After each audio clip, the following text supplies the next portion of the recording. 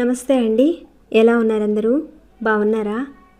మీ అందరికీ అమ్మవారి ఆశీస్సులు ఎల్లప్పుడూ ఉండాలని కోరుకుంటూ ఈ రోజున అద్భుతమైన ఒక పరిహారం గురించి తెలుసుకుందాం. ఈ పరిహారాన్ని మనం శ్రావణ మాసంలో చేసుకోవాలి. శ్రావణ మాసంలో మీరు ఏది చేసినా చేయకపోయినా ఈ ఒక్క మొక్కను తెచ్చుకొని మీ ఇంట్లో పెట్టుకోండి. మీ మనసులో ఉన్న ప్రతి కోరిక నెరవేరుతుంది. అలానే లక్ష్మీ అమ్మవారు ఆకర్షింపబడుతుంది. డబ్బు నిరంతరం వస్తూనే ఉంటుంది. ధనానికి లోటు లేకుండా ధనం సంపాదించే మార్గాలను చూపిస్తుంది.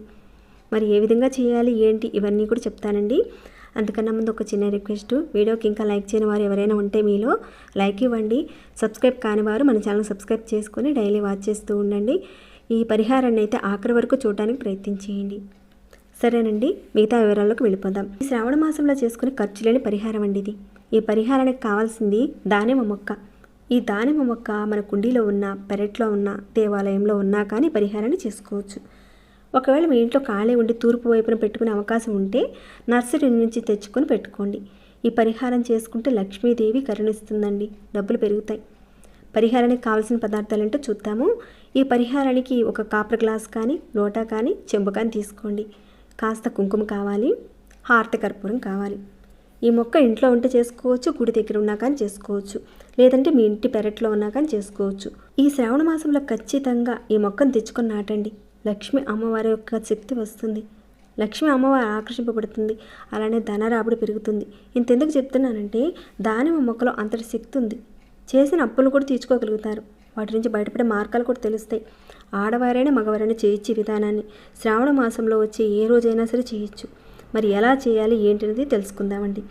ఈ పరిహారాన్ని ఉదయం 5 గంటల నుంచి సాయంత్రం 5 గంటల లోపుగా చేయొచ్చు. ఈ మొక్కని శ్రావణ మాసంలో ఏ రోజైనా సరే ఉదయం 5 గంటల నుంచి సాయంత్రం 5 గంటలకు తెచ్చుకోండి. మొక్క తెచ్చుకున్న తర్వాత రెండవ రోజున ఉదయం 5 నుంచి మధ్యాహ్నం 12 గంటల లోపుగా ఈ పరిహారాన్ని చేయాలి. తెచ్చుకున్న తర్వాత ఈ మొక్కని తూర్పు దిక్కున కానీ ఉత్తర దిక్కున కానీ పెట్టడానికి చూడండి. ఒకవేళ ఇప్పటికే మీ ఇంట్లో ఈ మొక్క ఉంది, ఏ దిక్కున్నా పర్వాలేదండి, ప్రయత్నం చేయొచ్చు పరిహారం విషయంలో. ఆ విధంగా మీరు బయట నుంచి తెచ్చిన తర్వాత మొక్కను పెట్టిన తర్వాత అక్కడ ఆవు నెత్తితో దీపారాధన చేయండి. తర్వాత రాగి లోట కానీ గ్లాస్ కానీ తీసుకోండి. తర్వాత నిండుగా నీళ్ళు తీసుకోండి. దాంట్లో చిటికెడు కుంకుమ వేసి ఆ మొక్క మొదట్లో పోయండి. తర్వాత అగరబత్తిని వెలిగించి ధూపాన్ని చూపించండి. ఇక ఆ తర్వాత ఈ మంత్రాన్ని 108 సార్లు మనసులో అనుకోవాలండి. మీరు ఇదంతా చేసేటప్పుడు కింద కూర్చునే పని అయితే ఆసనం వేసుకుని కూర్చొని చేయండి. అక్కడ కూర్చొని ఏదైనా తామర గింజల మాల కానీ రుద్రాక్ష మాల కానీ ఏదైనా చేతిలో పట్టుకొని జపం చేయండి. ఒకవేళ మాల లేకపోతే మనో జపం చేయండి. ఈ మంత్రాన్ని ఒక 108 సార్లు జపం చేయాలండి. ఆ మంత్రాన్ని స్క్రీన్ పై ఇస్తాను, డిస్క్రిప్షన్ బాక్స్లో కూడా ప్రొవైడ్ చేస్తాను, మీరు చూడొచ్చు. అలా అయిపోయిన తర్వాత ఒక ప్లేట్లో కర్పూరం పెట్టి హారతి అనేది ఆ దానిమ్మ మొక్కకు చూపించండి. మీరు శ్రావణ మాసం మొదటి రోజున మొదలుపెట్టి శ్రావణ మాసం మొత్తం కూడా చేయొచ్చండి విధానాన్ని. శ్రావణ మాసంలో మధ్యలో ఒకరోజు చేసినా కానీ ఫలితం వస్తుంది. ఒకవేళ మీ ఇంటి దగ్గర మొక్క పెట్టుకునే వీలు లేకపోతే శివాలయంలో కానీ లేదంటే అమ్మవారి గుళ్ళో అయినా సరే మొక్కను పెట్టండి. ఒకవేళ అక్కడ ఆల్రెడీ మొక్క ఉందనుకోండి, ఇప్పుడు చెప్పిన విధంగా సేమ్ చేయండి అదే విధంగా. లేదంటే మీ ఇంట్లోనే ఆల్రెడీ ఉందనుకోండి, అక్కడైనా సరే చేయొచ్చు.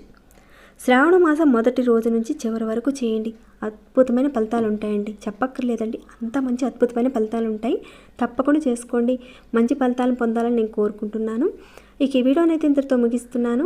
ఇంకేమైనా డౌట్స్ ఉంటే అడగండి, తప్పకుండా రిప్లై ఇస్తాను. అలానే ఎలా అనిపించింది అనేది కూడా కింద రాసి చెప్పండి. సబ్స్క్రైబ్ కాని వారు సబ్స్క్రైబ్ చేసుకోండి. మరొక భక్తి వీడియోలో మళ్ళీ మిమ్మల్ని కలుసుకుంటాను. అంతవరకు సెలవు.